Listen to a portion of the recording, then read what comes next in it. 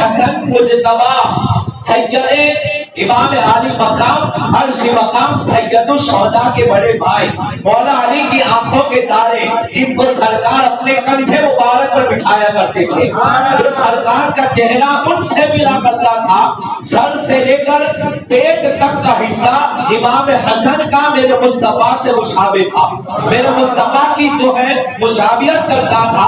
فرماتے کہ میں امام حسن کا بیٹا ہوں، اور کہتے ہیں میں ان کی اولاد ہوں اور میں ان کی اولاد میں سے ہوں، میرا رتبہ مختہ ہے، یعنی میں ایک خاص مقام ولایت پر فائز ہوں۔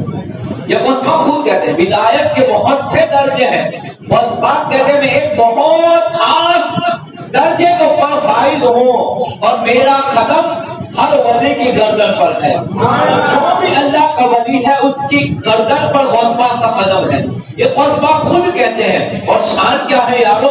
نظر تو الہ بلاد اللہ جمع خرج الدین علی حکم اتصالی، اللہ نے مجھے وہ نظر کی طاقت عطا فرمائی ہے کہ دنیا کے جتنے شہر ہیں میں اس کو اپنی ہتھیلی میں رائے کے دانے کے برابر دیکھتا ہوں۔ ہتھیلی کے اندر لوگ کہتے ہیں یہ سنی تو جو ہے مبالغے کرتے ہیں، یہ کیا بات کرتے ہیں؟ میں کہتا ہوں الا ان اولیاء اللہ لا الہ خوف علیہم ولا هم يحزنون یا ایھا الذین آمنوا اتقوا اللہ وکونوا مع الصادقین۔ الا ان اولیاء، یہ شان والے ولی کہ جن کا ذکر اللہ نے قرآن میں بیان فرمایا، اللہ جن کو شان بیان کرے، اللہ جن کو طاقت دے، تم کون ہو تو ان کی طاقت کا انکار کرنے والے؟ غصبہ کہتے ہیں میں اللہ کے شہروں کو ایسا دیکھتا ہوں جیسے ہاتھ میں رائی کے دانے کو دیکھتا ہوں، میرے سامنے ساری دنیا موجود ہے، لوگ کہتے ہیں پاسبل نہیں ہے، میں کہتا ہوں پاسبل ہے۔ ہماری اس بات کو جو ہے موبائل گواہی دیتا ہے۔ آج موبائل کے اندر آپ لندن لکھ دو، امریکہ لکھ دو، نیوزی لینڈ لکھ دو، موبائل تمہیں دکھاتا ہے۔ تو بتاؤ جب انگریز کا بنا ہوا موبائل دکھا سکتا ہے تو قدرت نے کون سے باپ کو مقام عطا فرمایا؟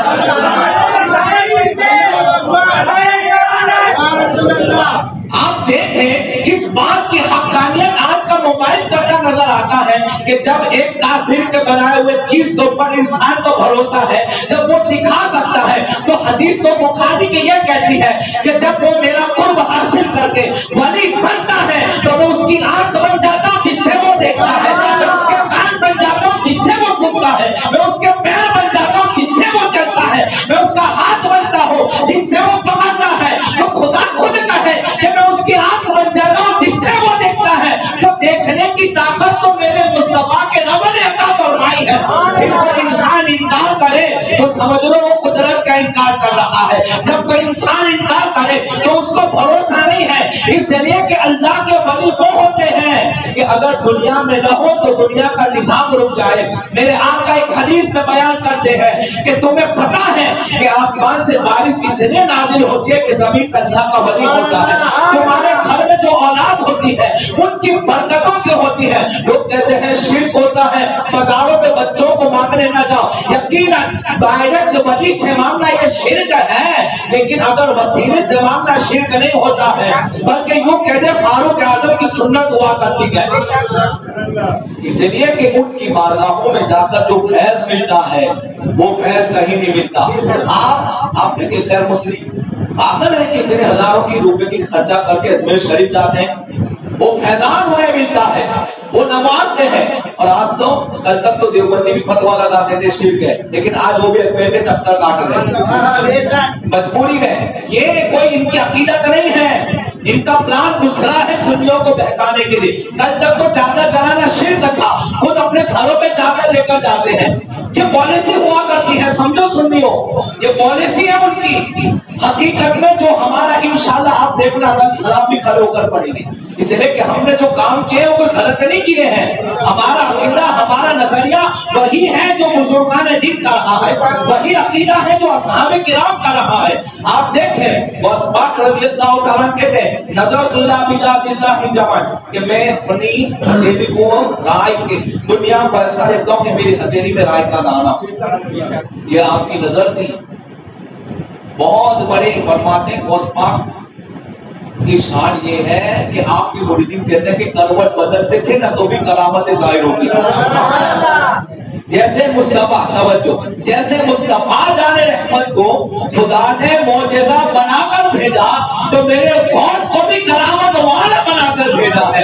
جیسے چلتے پھرتے مصطفیٰ جان رحمت کے وجود پاک سے معجزات کا ظہور ہوتا تھا، ایسے ہی غوث پاک کی شان یہ ہے کہ چلتے پھرتے، لیٹتے اٹھتے، کروٹ بدلتے ایسا ظہور ہوتا تھا، کرامت ہوتا کہ دیکھنے والے دنگ رہ جاتے تھے، دیکھنے والے ہوش اڑ جاتے تھے کہ چلتے پھرتے کرامتوں کا ظہور ہوتا تھا۔ اور ایسے کرامتوں کا ظہور نہیں ہوتا۔ غوث پاک نے 25 برس تک جنگل میں جھاڑ کے پتے کھائے، یہ ان کا زہد و تقویٰ تھا، یہ اللہ نے مقام جو عطا فرمایا ہے نا، اس کے پیچھے بیک گراؤنڈ دیکھیں، کئی سالوں تک جنگلوں میں چلے گئے عبادت اور ریاضت کے اندر، عشاء کے وضو سے فجر ادا کرتے تھے، یہ آپ کی شان تھی۔ قادریوں، اللہ کا قرب چاہیے نا تو سب سے پہلے عبادت ہے۔ ہمارے سنیوں میں نماز کی کمی ہے، اگر وہ نمازی بن جائے نا تو پھر دیکھو سب کے منہ بند ہو جائے، اس لیے کہ سارا خزانہ یہی ہے، ایمان ہی نہیں ہے، یہ سب ڈپلیکیٹ ہے۔ آپ اگر نمازوں کی پابندی کریں پھر دیکھو کیسی برکتیں ہوتی ہیں۔ ایمان والے کی نماز کی برکت اور ہوتی ہے، اور بے ایمان چاہے گھس گھس کے پیشانیاں بھی کالی کر دے برکتیں نصیب نہیں ہوتی ہیں۔ ایمان والے جب سجدہ کرتے ہیں تو چہرے سے نور نکلتے ہیں، چہرے میں برکتیں ہوتی ہیں۔ اس لیے ضرورت ہے ہم غوث پاک کے ماننے والوں کو نمازوں کی پابندی کریں۔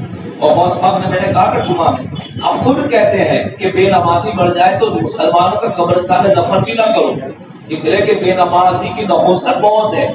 ہمارے یہاں ایک عام ہو چکا ہے کہ پڑھی تو پڑھی، نہ پڑھی نہیں، یہ فرض ہے مسلمان۔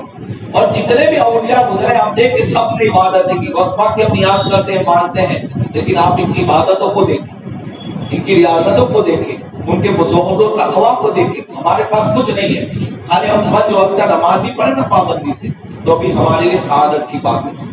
فیضان ولیوں کا جب ملتا ہے کہ جب ہم پابند ہو کر جاتے ہیں، تب ان کا ایسا فیضان ملتا ہے کہ جو چاہو تم پکارو ان کو مصیبتیں دور ہوتی۔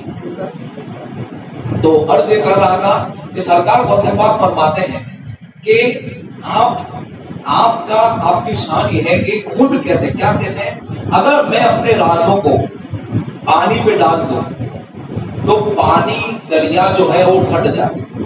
غوث پاک کے راز سوچیں، یہ کوئی چھوٹی بات نہیں ہے، دریا کوئی پھاڑ سکتا ہے؟ بتاؤ، کوئی پھاڑ سکتا ہے؟ کوئی مشینری ایسے کہ جو دریا کو پھاڑ دے دنیا میں، بلکہ مشین کو دریا ڈبا دے۔ پانی کی روانگی میں اتنی طاقت ہوتی ہے کہ اس کو کوئی ڈبا نہیں سکتا۔ کیا فرماتے ہیں غوث پاک رضی اللہ تعالیٰ، فَلَوْ أَلْقَيْتُ السِّدِّ فِي بِحَارِ لَصَارَ الْكُلُّ غَوْرًا فِي السَّوَارِ۔ فرماتے اگر میں اپنا راز دریاؤں پہ ڈال دوں، غوث پاک کا راز کوئی نہیں سمجھ سکتا۔ لوگ سمجھتے ہیں، میں یہ کہتا ہوں کس منہ سے یہ کہتے ہیں کہ حضور ہماری طرف، غوث پاک کو سمجھنے کے لیے تمہارے پاس وہ طاقت نہیں ہے تو حضور کی بارگاہ تک چلے ہو۔ سوچو کہ وہ خود کہتے ہیں کہ وَلَوْ أَلْقَيْتُ السِّدِّ فِي بِحَارِ لَصَارَ الْكُلُّ غَوْرًا فِي السَّوَارِ، کہ میں اپنے رازوں کو، غوث پاک کا راز کوئی سمجھ نہیں سکتا۔ نبی کی بات تو بہت دور کی بات ہے، غوث پاک کو کوئی سمجھے؟ ارے غوث پاک کی مقام تو بہت اونچا ہے، خالی ولیوں کو سمجھے کہ جن کو اللہ نے ولایت دیتا کوئی نہیں سمجھ سکتا۔ غوث پاک کہتے ہیں میں اپنے رازوں کو دریا میں ڈال دوں تو دریا پھٹ جائے، دریا کو کوئی پھاڑ نہیں سکتا، غوث کا راز پھاڑ سکتا ہے۔ میرے غوث کا مقام و مرتبہ یہ ہے کہ دریا کو وہ پھاڑ دے اور پانی زمین میں جذب ہو جائے۔ مجھے یہ بتاؤ کہ کوئی دن دریا سوکھا ہے؟ دیکھا کوئی دن دریا سوکھا؟ ندی نالے سوکھ جاتے ہیں۔ غوث پاک کہتے ہیں میں اپنا راز خالی دریا پہ ڈال دوں نا تو دریا سوکھ جائے۔ کیا ہو گے وہ راز؟ اور پھر فرماتے ان کے نام و نشان تک نہ رہے۔ لو آج اگر ندی نالے سوکھ بھی جائے نا تو نشان ہوتے ہیں اور پتہ چلتا ہے کہ یہاں ندی تھی یا تلاؤ تھا۔ وہ کہتے ہیں سمندروں کے اوپر ڈال دو تو پانی ختم ہو جائے، پانی جذب ہو جائے، دریا پھٹ جائے اور اس میں پانی ایسا جذب ہو کہ اس کا نشان تک باقی نہ رہے۔ غوث پاک کہہ رہے تم مجھے سمجھ نہیں سکتے۔ پھر آگے کہتے ہیں وَلَوْ أَلْقَيْتُ السِّدِّ فِي جِبَالٍ لَدُقَّتْ وَاخْتَفَتْ بَيْنَ الرِّمَالِ، اگر میں اپنے راز کو پہاڑوں پہ ڈال دوں تو پہاڑ بھوکا بھوکا ہو جائے، اتنے کنکر ہو جائے۔ پہاڑ کو کوئی توڑ سکتا ہے؟ کوئی ہے مشین کے ماؤنٹ ایوریسٹ کو گرا دے؟ لیکن غور سے پاک فرماتے ہیں کہ میں اپنا راز پہاڑ پہ ڈال دوں، پہاڑ سے ساری دنیا کے پہاڑ آ گئے، چاہے وہ ہمالیہ ہو یا ماؤنٹ ایوریسٹ ہو یا دنیا کا سب سے بڑا پہاڑ ہی کیوں نہ ہو، بس پاک فرماتے میں ڈال دوں تو وہ ریزہ ریزہ ہو جائے اور ذرہ ہو کر ریت میں مل جائے، ان پہاڑوں اور ریت میں بالکل بھی فرق نہ رہے، ٹوٹ نہ جائے۔ سمجھو پہاڑ ٹوٹنا اور ہے، پہاڑ پھٹنا اور ہے، پہاڑ ریزہ ریزہ ہو جائے اور ایسے ٹکڑے ہو کہ ریتی میں اور پہاڑ میں فرق بھی نہ ہو۔ یہ غصہ کی شان ہے، سمجھو میں کیا کہہ رہا ہوں، اتنی شان اللہ نے عطا فرمائی۔ اور پھر کیا کہتے ہیں غصہ؟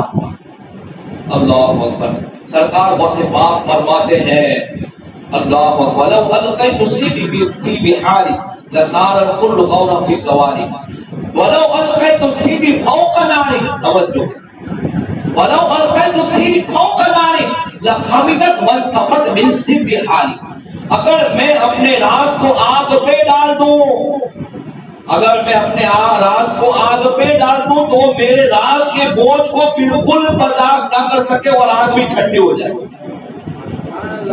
سوچیں، اور آگ کی بات کی، چھوٹی آگ نہیں، چاہے کتنی بھی بڑی آگ ہو، اگر میں اپنے رازوں کو آگ میں ڈال دوں، یعنی میں کیا کہنا چاہ رہا ہوں آپ کو سمجھے، حضور کی برابری کا نام بہت دور کی بات ہے۔ یا ابا بکر صدیق حقیقتاً خیر ربی، صدیق اکبر کو حضور نے کہا تھا کہ میرے حقیقت کو میرے اللہ کے سوا کوئی نہیں جانتا۔ یہ غوث پاک کی شان بول رہا ہوں کہ ان کے راز میں اتنی طاقت ہے کہ اگر وہ آگ پہ بھی پڑ جائے تو ٹھنڈی ہو جائے، سرد ہو جائے، برف کی طرح ہو جائے۔ اور پھر غوث پاک فرماتے بہت بڑی بات، وَلَوْ أَلْقَيْتُ السِّجْنِ فَوْقَ بَيْتِي لَقَامَ بِقُدْرَتِ الْمَوْلَىٰ تَعَالِي، اگر میں اپنے راز کو ایک مردہ لاش پہ ڈال دوں تو مردہ زندہ ہو جائے۔ یہ شان غوث پاک کی، مردہ کو زندہ نہیں کر سکتا لیکن غوث پاک خدا کے حکم سے کر سکتے ہیں۔ غوث پاک اللہ نے وہ شان عطا فرمائی کہ وہ مردے پہ اپنا راز ڈال دے تو مردہ زندہ ہو جائے۔ غوث پاک کا مقام ہے۔ تفصیلی گفتگو آپ نے جمعہ میں سنی تھی، بس ایک آخری بات میں گفتگو ختم کروں، اب بھی نہیں چلے گی۔ جو جمعہ میں میری بات رہ گئی تھی غوث پاک کی شان، لوگ کیا سمجھتے ہیں سیدنا عبد القادر جیلانی غوث پاک، آپ ان کا پابندی سے خالی نام لو۔ بزرگوں نے لکھا کہ غوث پاک کی پیر جیسا کوئی پیر نہیں، میں نے ایسے ولی کو دیکھا ہے کہ ان کے جیسی شان کوئی نہیں، چادر ہے نہیں۔ اور جو سامنے کھڑے تھے نا وہ بھی بہت بڑے اللہ کے ولی تھے، انہوں نے دیکھا کہ اس سامنے جو بیٹھے تھے نا ان کے جسم سے، ان کے بال اور بال سے نور نکل رہا ہے، اس لیے کہ یہ چیز مجلس نہیں دیکھ رہی تھی، ولی ولی کو پہچان رہا۔ میں نے نہیں کہا وہ نگاہیں وہ ہوتی ہیں جو وہ دیکھتے وہ ہم نہیں دیکھ سکتے، لوگ مر کے مٹی میں وہاں سزا مل گئے۔ حضور کا فرمان نہیں ہے قبرستان میں جاؤ تو مردہ جواب دیتا ہے، تم سنتے؟ ہاں، داڑھی مردے کی اتنی طاقت کہ وہ جواب دے، یہ ولی اللہ ہے۔ سوچے، حدیثیں تو خود بھی بیان کرتے ہیں، مسئلہ تو خود بھی بولتے، پھنس بھی جاتے بیچارے۔ جب ایک عام آدمی کی میت کی شان یہ ہے کہ سلام کرو تو جواب آتا ہے، تم سن نہیں سکتے، تو پھر غوث پاک کی بارگاہ میں سلام کرو تو جواب نہیں آتا ہوگا۔ سوچے، یقینا یہ نظریہ ہے یار۔ تو وہ کھڑے ہو گئے، چادر پھینک دی، ان کے سامنے جو ولی تھے جو تقریر انہوں نے دیکھا کہ ان کے بال بال سے نور نکل رہا ہے، بال بال سے نور نکل رہا ہے۔ ان کو ترس آیا کہ آپ چادر پہ لو، کہا پھینکی ہوئی چادر ہم نہیں پہنتے۔ تو ہاتھ لمبا، ان کا گھر بہت دور تھا، ان کی بیوی نے چادر ہی تو پہن لی۔ اب آپ کہیں گے کہ مولانا کتنی پھیلتے ہیں، میں کہتا ہوں میں اس کا حال بن جاتا ہوں جس سے وہ پکڑتا ہے۔ بخاری اس کو سنے، حدیث کو اس سے جوڑے تو سمجھ میں آئے گا، یہ ولیوں کی طاقت ہوتی ہے۔ مجھے ایک واقعہ اور یاد ہے لیکن میں ابھی بولوں گا نہیں، ٹائم نہیں ہے۔ ایسے واقعات کہ ان کو جبہ پہننا تھا، قبر میں چلے گئے تو وصیت کی تھی کہ میرا جبہ رکھ دینا، مرید مر گئے اور لٹکا دیا۔ دوسرے دن کمرے میں گئے تو جبہ غائب تھا، وہ خود آئے، وہ لے کے چلے گئے قبر۔ اور یہ بات عربی کتابوں میں لکھی، ابھی کی بات نہیں کر رہا ہوں، یہ بہت پرانے بزرگ کے یاد نہیں، لیکن ضمن آئے تو بتا دیا کہ ہاتھ کیا تو پہنی۔ تو انہوں نے کہا کہ ہمارے پیر کی شان بہت بڑی۔ تو کہا کون ہے آپ کے پیر؟ تو کہا غوث پاک، عبد القادر جیلانی۔ اب وہ جو ولی تھے نا بہت بڑی ہستی تھی. انہوں نے کہا کہ میں روز حضور کی بارگاہ میں حاضری دیتا ہوں. یہ بات یاد رکھنا، ولیوں کی جماعت برگاہ رسالت میں جاتی ہے، ایک تصوف ہے، کوئی سمجھ نہیں سکتا اس کو. میں نے حضور شیخ الاسلام بدنی میں آ کے جب ہماری ملاقات آمد ہوئی تو حضرت نے خود بتایا کہ روزانہ ولیوں کی جماعت وسپاک کی بارگاہ سے ہو کر بغداد سے مدینہ جاتی ہے. یہ ہم نہیں سمجھ سکتے مسلمان. تو وہ کہتے ہیں کہ میں حضور کی بارگاہ میں روز حاضری دیتا ہوں. یہ بھی بہت پہنچے تھے، بہت مقام ان کا تھا اونچا.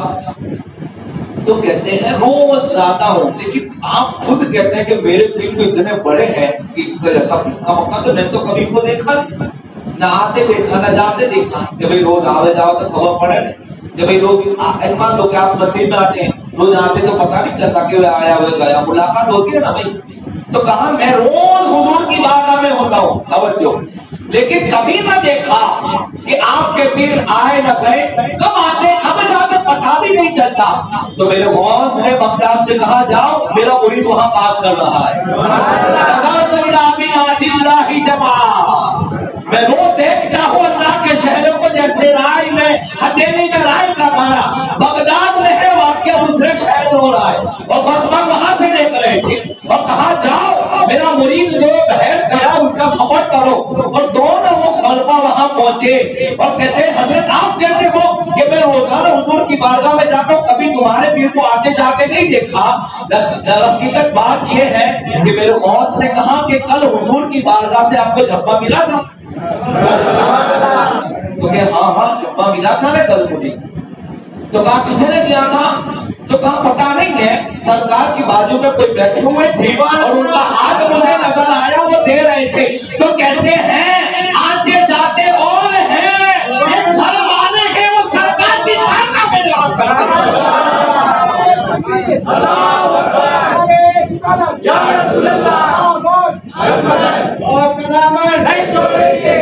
یہ ہے غوث پاک کی شان کہ جو چھپا تمہیں عطا کرتے ہیں وہ میرا غوث اعظم ہے، جس کو دنیا عبدالقادر جیلانی رضی اللہ تعالیٰ عنہ کہتی ہے. کیسے بارگاہ رسالت میں غوث پاک کا مقام، یہ تصوف ہے. اللہ نے اتنی شان عطا فرمائی، ڈھیروں کتابیں پڑھی آپ کی کرامتوں سے، آپ کی زہد و تقویٰ سے. اور سرکار غوث پاک نے خالی کرامت نہیں دکھائی، آپ اس دور میں پیدا ہوئی تھی جب فطرے اتنے تھے کہ سب سے بڑے فطروں کا مقابلہ غوث پاک نے کیا. اور اس زمانے میں سب سے بڑے عالم بھی آپ تھے. قرآن کی تفسیر ایک ابن الجوزی کہتے ہیں کہ میرے جیسی تفسیر ہوئی تو انہوں نے کہا چلو میرے پیر کی بارگاہ. غوث پاک تقریر کرنے کھڑے ہوئے، قرآن کی آیت پڑھی، قاری کو کہا پڑھ، ترجمہ کیا، تفسیر بیان کی، ایک بیان کی. ابن الجوزی کہتے ہیں مجھے خبر ہے، اپنی بات ہے، دو بیان کی مجھے خبر ہے، 3 4 5 10 بیان کی.